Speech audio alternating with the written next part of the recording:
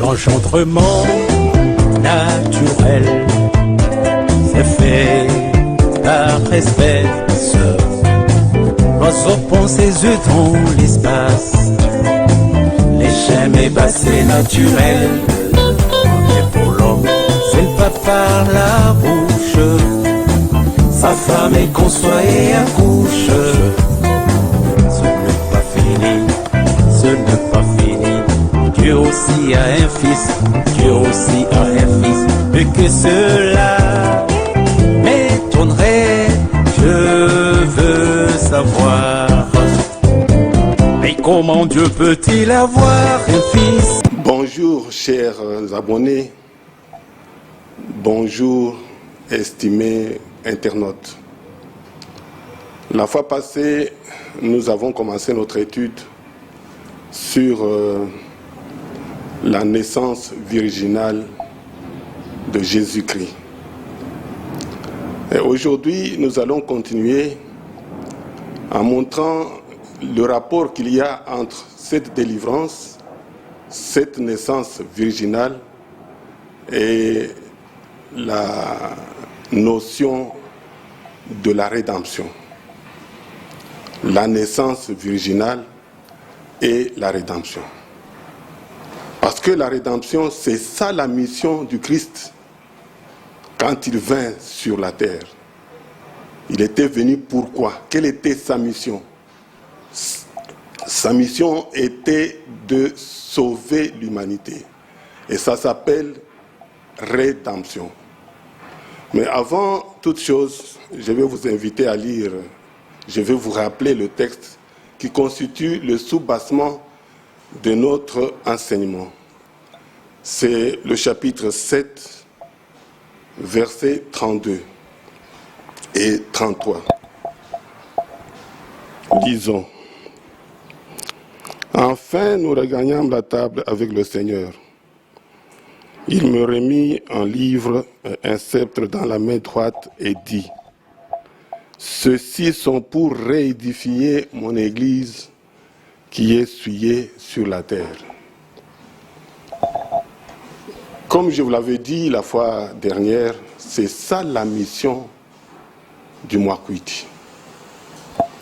Réédifier l'Église. Et la réédification de l'Église, qui constitue sa mission, doit être comprise. Si nous voulons être ses disciples, si nous voulons comprendre son enseignement, commençons par comprendre le message de sa mission. Chers abonnés, vous savez que c'est un grand problème de comprendre les textes sacrés. La venue du Christ sur la terre était une lumière. Donc le Nouveau Testament était une lumière sur l'Ancien Testament. C'est pourquoi l'apôtre Paul disait: ceux qui continuent à lire l'Ancien Testament, ils ont le voile sur les yeux. Qu'est-ce qu'il entendait par le voile? C'était les enseignements des scribes, les enseignements des docteurs de la loi, l'interprétation des Écritures. Et je vous dis que le Mwakwiti a la même mission. Il nous a apporté la nouvelle lumière pour dissiper tous les malentendus des interprétations de la Bible. Son enseignement est une lumière pour bien comprendre, pour bien assimiler les paroles de l'Écriture. Concernant la naissance virginale, nous avons vu que ce n'était pas nécessaire. Il n'en était pas question. Dans l'Ancien Testament, le Messie qu'ils attendaient n'était pas un être extraterrestre ou un être surnaturel. Ça devait être un homme. Et c'est sur ce point-là que le Mwakwidi insiste pour dire qu'à sa première venue, comme à sa deuxième venue, le Christ doit être un homme. Comme je vous l'ai dit la fois passée, je préfère plutôt parler de Messie, parce que nous verrons plus tard comment ce nom, ou ce terme, cette notion de Christ en grec a été appliqué à Jésus. Et à quel moment? Les Juifs n'attendaient pas quelqu'un qui porte le nom en grec. Non, ils attendaient quelqu'un qui naît de leur culture, de leur sang, de leur race et de leur culture. Donc un Juif. Et ce Juif-là ne connaissait pas ce que c'est que le Christ parce qu'il ne parlait pas grec. Pour lui, c'est lui qui devait venir. Pour les Juifs, celui qui devait venir, c'était le Messie. En leur langue, Mahashia. Et ce Mahashia était un homme. Tous les indices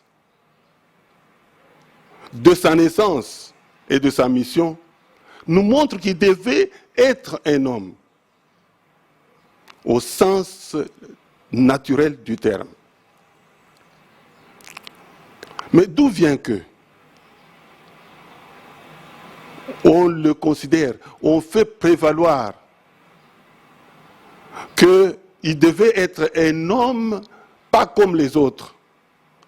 Donc ça veut dire qu'il ne devait pas être un homme. Il devait être un autre être, mi-dieu, mi-homme. Non. Le vrai enseignement de la Bible nous prouve que Jésus était d'abord un homme, et puis il est devenu Dieu. Et il a assumé les deux natures d'une manière absolue. Il était absolument un homme et absolument un Dieu. Mais puisque nous parlons de la rédemption, il faudrait qu'on insiste aujourd'hui sur sa nature humaine. Parce que c'est cette nature humaine qui lui permet, nous allons le voir, de réaliser la mission de la rédemption. La rédemption devait être réalisée par un homme. Et la rédemption, c'est une notion commune au judaïsme, au christianisme et à l'islam. Les trois religions qui se réclament du monothéisme rigide, du monothéisme absolu. Alors, est-ce que le Messie de l'Ancien Testament, c'est le même Messie du Nouveau Testament? C'est-à-dire le portrait qui était peint par les scribes et les docteurs de la loi. Est-il le même portrait qui avait été incarné par Jésus de Nazareth? Alors, si tel est le cas, si c'est le même personnage, il doit y avoir erreur quelque part de prétendre qu'il est né d'une vierge. Parce que d'abord, ce n'est pas nécessaire. Et non pas, ce n'est pas seulement nécessaire, mais ça diminue les chances de réaliser le travail pour lequel il était venu. Qu'est-ce qu'il était venu faire? Rentrons dans l'Ancien Testament. Quelle est l'image, quel est le portrait du Messie qu'ils attendent pour réaliser la rédemption? Mais qu'est-ce que c'est que la rédemption? Je voudrais qu'on puisse retenir certains mots qui vont revenir plusieurs fois dans notre enseignement. La rédemption, c'est quoi? C'est le paiement d'un prix équivalent à une dette ou à une valeur contracté auprès de quelqu'un. Rédemption, ça veut dire rachat. Donc dans l'Ancien Testament, il y avait cette habitude, il y avait cette coutume. Quelqu'un pouvait se vendre pour obtenir quelque chose. Une portion de terre, une valeur immobilière, etc., etc. Une famille pouvait même vendre un membre de cette famille pour compenser une difficulté sur le plan pécuniaire ou sur le plan de la recherche du pouvoir. Mais la loi de Moïse interdisait cet esclavage perpétuel. L'Ancien Testament permet, la loi de Moïse permet qu'on peut vendre, qu'on peut contracter une dette et qu'on peut se donner au créancier pour le servir pendant un temps. Un Israélite ne pouvait pas être vendu et réduit en esclavage d'une manière perpétuelle. C'est pourquoi le système de rédemption, le système de rachat était instauré comme loi. Chaque famille dont un membre était vendu, était réduit en esclavage, même par la guerre, avait le droit de réunir la somme nécessaire pour racheter ce membre-là, de façon qu'il ne puisse pas rester indéfiniment esclave. C'est la pratique naturelle, la pratique habituelle, la pratique coutumière d'Israël. La rédemption. Ça se pratiquait partout. Le cas de Ruth, une Moabite qui était mariée dans la famille d'Abimelech, mais qui, après avoir perdu son mari, a choisi de suivre sa belle-mère jusqu'en Israël.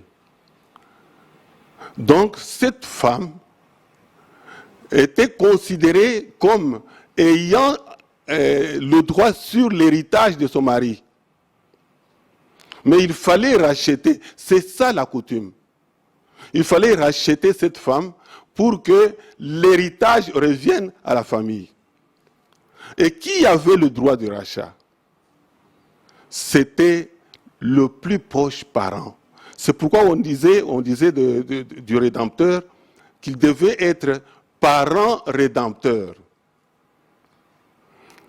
Parent rédempteur, c'est quelqu'un de la famille, dans la parenté, le plus proche possible de l'esclave, le plus proche possible de la femme, de la veuve, le plus proche possible. Et alors, cette pratique était l'image. On appelle ça dans la Bible la typologie. C'est-à-dire que chaque personnage incarné dans le Nouveau Testament avait un type dans le Nouveau Testament. Même les sacrifices. C'est pour cela d'ailleurs que Jean-Baptiste, voyant Jésus passer, il dit à ses disciples, voici l'agneau de Dieu qui ôte le péché du monde. C'est une image biblique. C'est une image tirée de l'arsenal culturel lévitique. Pour dire que celui-là que vous voyez, il va servir de rançon pour racheter l'humanité. Évidemment, eux, en ce moment-là, ils pensaient plus à Israël qu'à l'humanité tout entière. Parce que le christianisme a été universalisé par l'Église. Mais le judaïsme était une religion tribale. Et le salut dont ils attendaient du Messie à venir, c'était le salut tribal, le salut de leur tribu, de leur race de Jacob, race d'Israël. Ah, alors c'était un agneau. Pour un juif, n'importe quel juif, quand on lui présente Jésus, on dit que c'est l'agneau de Dieu qui ôte le péché du monde, il voit la coutume, il voit la pratique du rachat, de la rédemption, de l'expiation des péchés. C'est ça la rédemption dans l'Ancien Testament. Et puisque la rédemption se paye, s'acquiert par le paiement d'une rançon. Et la rançon, c'est le prix du rachat, convenu entre le créancier et le débiteur. Alors ce prix qui est convenu constitue chez les Juifs ce qu'on appelle rançon.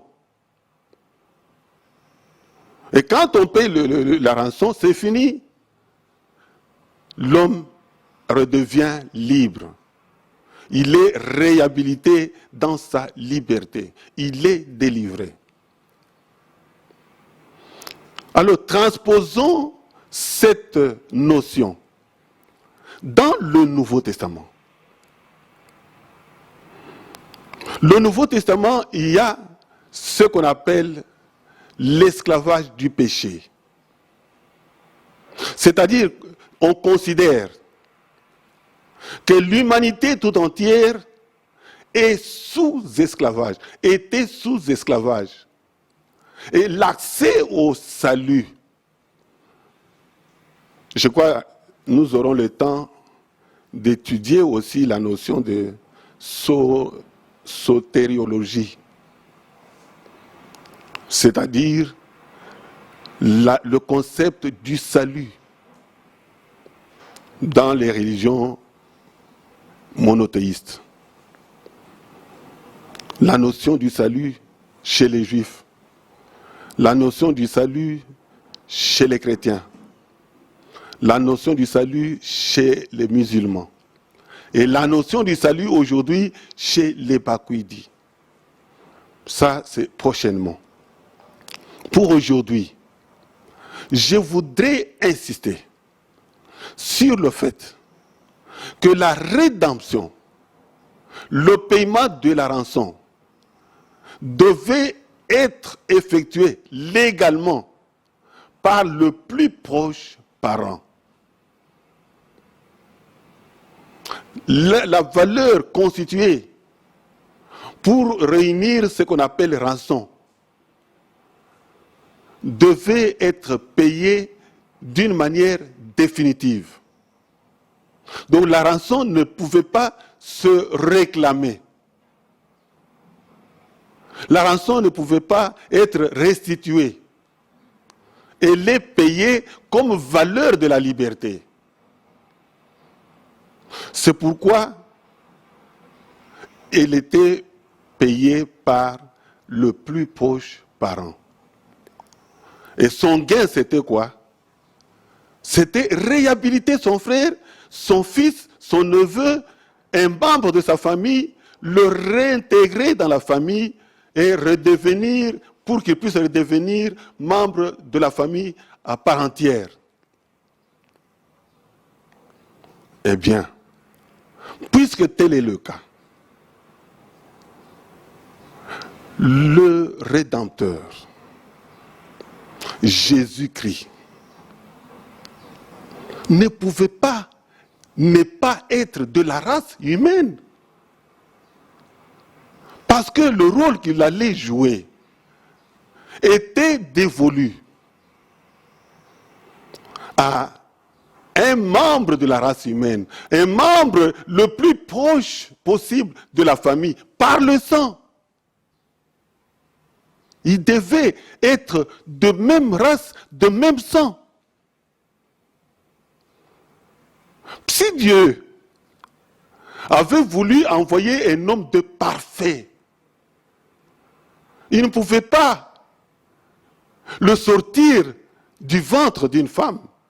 Il ne pouvait pas naître parce que nous, on a déjà un autre personnage. Peut-être c'est celui-là qui devait dépêcher pour réaliser cette mission. Il s'appelle Melchisédek. Selon la Bible, Melchisédek n'avait ni père, ni mère, ni généalogie, ni ville, ni village. Donc, mais c'était un homme. Mais cet homme, qui était déjà parfait, ce serait lui qu'on devait envoyer. Mais Dieu n'avait pas besoin d'un être extraterrestre. Pour réaliser la rédemption, il fallait que ce soit un homme. C'est pourquoi il a choisi un homme. Il a choisi un homme. Un homme qui a une généalogie.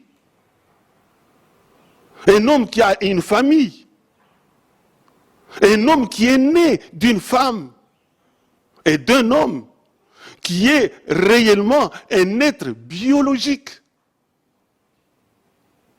Cet homme-là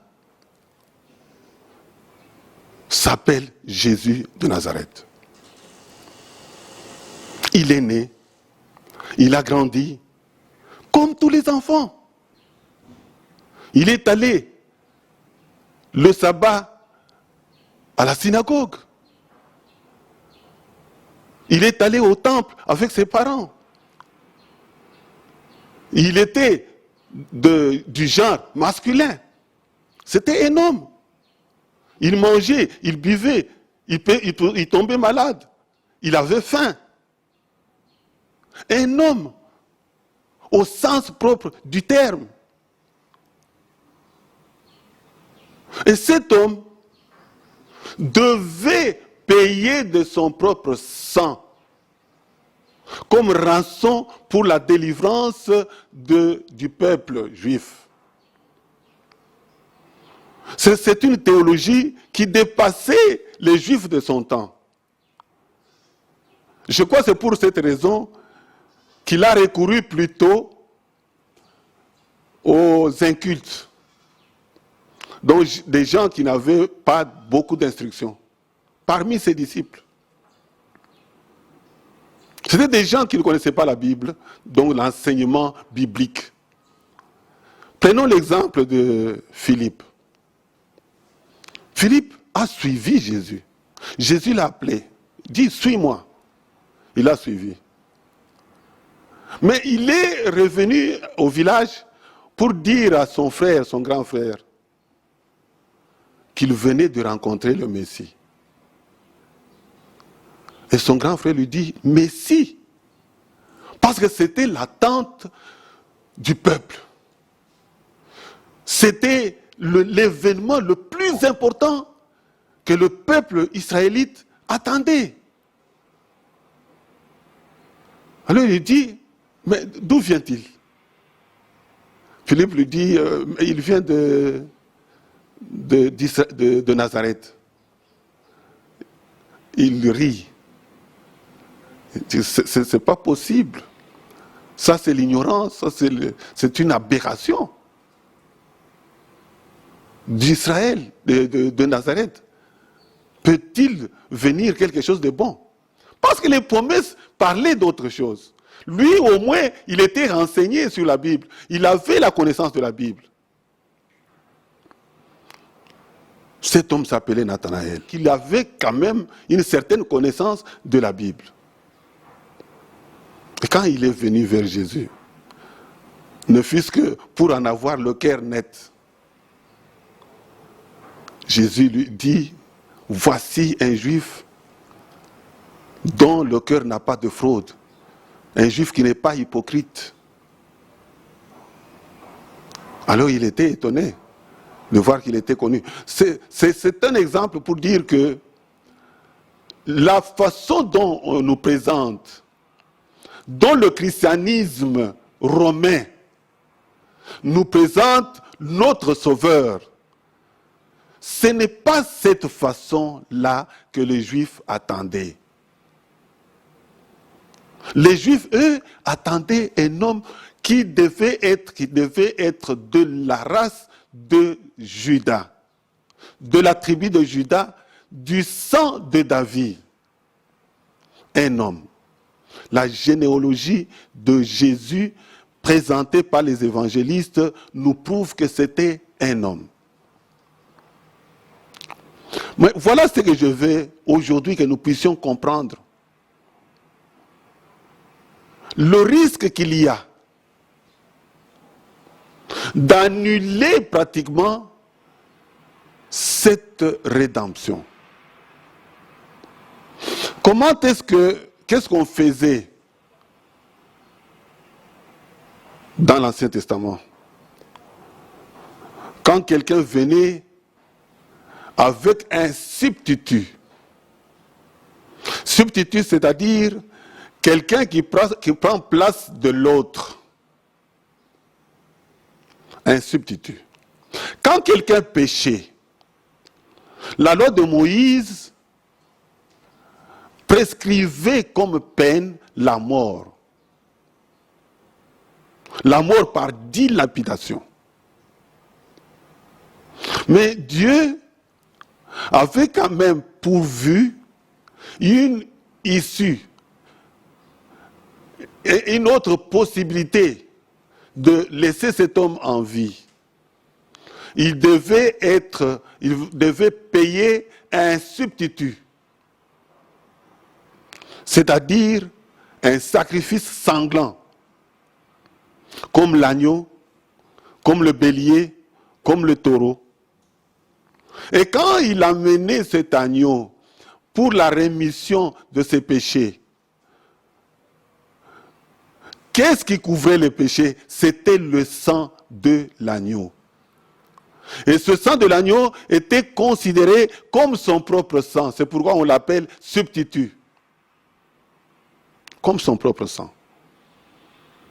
Et dès le moment où la gorge de l'agneau est tranchée et que le sang coule, les paroles du sacrificateur confirment cette notion de rémission des péchés. L'homme est quitte. Personne ne pouvait plus lui faire du mal. On ne pouvait pas lui demander autre chose. Ses péchés ont été couverts. Dieu ne les voyait plus. Et c'est ça le rôle que l'agneau de Dieu du Nouveau Testament devait jouer. Et pour qu'il puisse jouer ce rôle, il devait, j'insiste, être totalement un homme. Biologiquement un homme. Pas une parodie d'homme. Pas quelque chose, pas une mise en scène. Parce que quand on nous présente le Christ comme quelqu'un qui est né miraculeusement, c'est une mise en scène. C'est une parodie. Dieu veut nous tromper en nous présentant quelqu'un qui n'a pas le même sens que nous, qui n'a pas le même sang, qui n'a pas la même sensation, donc qui ne peut pas mourir. Parce que ce qui meurt pratiquement chez l'homme, c'est son corps. Mais si cet homme n'a pas de corps comme le nôtre, il ne peut pas mourir. Donc ce qu'on nous a présenté à la croix, c'était une parodie. Et pourtant, il avait peur de la mort. Il a fait une prière désespérée en disant, mon Père, Ça, c'est une coupe trop amère pour moi. Je ne pense pas que je vais la supporter. C'est-à-dire, il était un homme. Il avait peur de la mort. S'il savait qu'il avait un corps différent, s'il n'avait pas les mêmes sensations que nous, il pouvait trouver cela rigolo. Il pouvait trouver cela comique. Parce qu'il savait bien qu'il n'était pas un homme et que même si on l'exécute, il n'allait pas mourir. Et que même s'il mourait, il allait ressusciter. Non, le comportement de Jésus était un comportement naturel. Le comportement d'un homme qui a peur de la mort comme nous tous. Alors, la théologie de la rédemption par un être extraterrestre, par un être surnaturel, c'est une hérésie. C'est une théologie qui n'a rien à voir avec le portrait du Messie juif. Évidemment, le Messie juif, on l'attendait pour autre chose. On l'attendait d'abord comme prophète libérateur, à l'instar de Moïse. On l'attendait comme roi conquérant, à l'instar de David. Mais il vient, il a une autre mission plus universelle, une mission d'une portée plus spirituelle. Il meurt pour que son sang puisse racheter, puisse couvrir, puisse effacer tous les péchés du monde, tous les péchés de l'humanité. Et alors, on veut nous présenter une parodie d'être, une parodie de personnage. Quelqu'un qui savait qu'il n'était pas un homme, mais qui se faisait passer pour un homme. C'est une imposture. Non. Jésus était un homme. Et d'ailleurs, nous avons vu qu'il n'a jamais réclamé autre chose que son mandat reçu de son Père. Le mandat d'apostolos, un envoyé de Dieu. C'est ce qu'il disait. Je suis le Fils de Dieu par sa parole. Et Jean a voulu nous expliquer cela à sa manière, en philosophant. Il dit, au commencement était la parole. La parole était avec Dieu. Et la parole était Dieu. Et cette parole s'est faite chair. C'est-à-dire, elle s'est incarnée. La parole, c'est l'esprit. La parole, c'est Dieu. Dieu ne peut pas naître. Non, Dieu s'incarne. Et il s'est incarné d'une manière magistrale en Jésus de Nazareth. Et Jésus est demeuré un homme tout en étant pleinement Dieu. C'est ça le mystère de l'incarnation. Et si les gens ne comprennent pas cela, ils peuvent raconter des histoires. Ils peuvent créer des mythes. Et ils suscitent du doute pour rien. Nous avons vu que Jésus n'a rien fait de sa première année jusqu'à la 30e année. C'était un garçon du village de Nazareth, comme tous les garçons.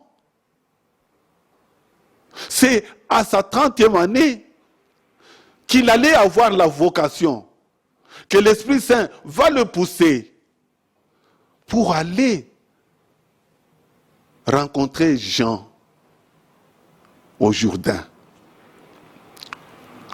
Et quand il s'est fait baptiser, c'était le jour de son onction. Ce qu'on appelle Messie, c'est ça. Messie, c'est une huile d'onction. Mahashia, c'est-à-dire un oint de Dieu. Et c'est cela qui a été traduit en grec par Christos, c'est-à-dire un oint de Dieu.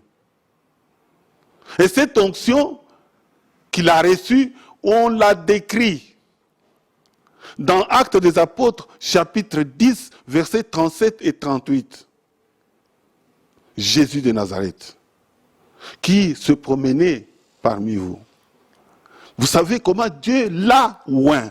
Dieu l'a oint. Où? Il l'a oint d'Esprit Saint et de puissance. À quel moment? À 30 ans, lors de son baptême.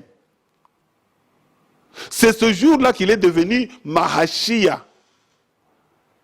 Mais un Mahashia qui n'est pas limité, qui ne vient pas jouer le rôle politique, qui ne vient pas jouer le rôle social, qui ne vient pas jouer le rôle économique, qui ne vient pas jouer le rôle militaire. Il vient essentiellement pour offrir son sang, le vrai sang. Le vrai sang. Et il s'est offert. Et Dieu considère ce sang comme une valeur, comme une rançon, comme quelque chose qui vaut la peine pour la délivrance de l'humanité. Et c'est cela. La nouvelle lumière qui est venue par Kadima Lumwakwidi nous apprend que le rôle accompli par Jésus de Nazareth était d'aménager l'Église. D'aménager l'Église. Mais il avait promis qu'il allait et allait revenir. Il devait aller et revenir. Il est venu comment? Par une naissance. Il reviendra comment? Par une naissance. Ésaïe nous présente deux naissances. La première naissance, c'est au chapitre 7, verset 14. Une jeune fille ou une jeune femme qui devait concevoir et mettre au monde. La deuxième naissance, c'est au chapitre 9, verset 5, où on parle d'un fils qui devait naître. On dit, on nous a donné un fils nous est né. On l'appellera, il aura le règne sur ses épaules. Et on l'appellera admirable, conseiller, Dieu puissant, Père éternel, Prince de la paix. C'est le même. Alors, ce retour devait s'effectuer de la même manière. Parce que les esprits ne viennent que par incarnation.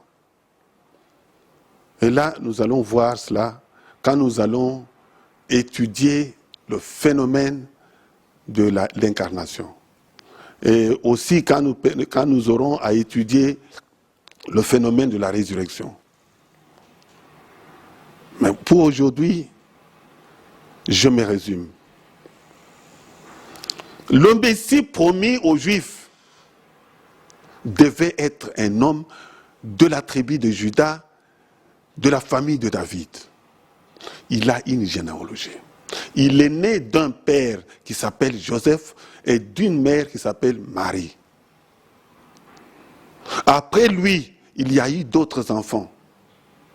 Comme je disais la fois dernière, l'Église va plus loin, la théologie va plus loin, en voulant diviniser même Marie. Il y a une théologie qu'on appelle mariologie. Et on parle là de la naissance immaculée. Donc Vierge immaculée. Ça aussi, c'est une autre paire de manches que nous allons avoir l'occasion d'étudier. Mais aujourd'hui, nous avons vu que le Christ, tant dans sa première venue que dans son second avènement, il devait être un homme porteur d'un message divin et porteur des attributs divins pour réaliser ce travail. Et ces attributs, il les reçoit par la voie de l'onction. De l'onction. Que ce soit à la première venue, il a été oint, deuxième venue, il a été oint. Et quand il est venu pour la deuxième fois, il est oint et il a pris un nom d'onction qui s'appelle Mwakwidi. Je vous remercie.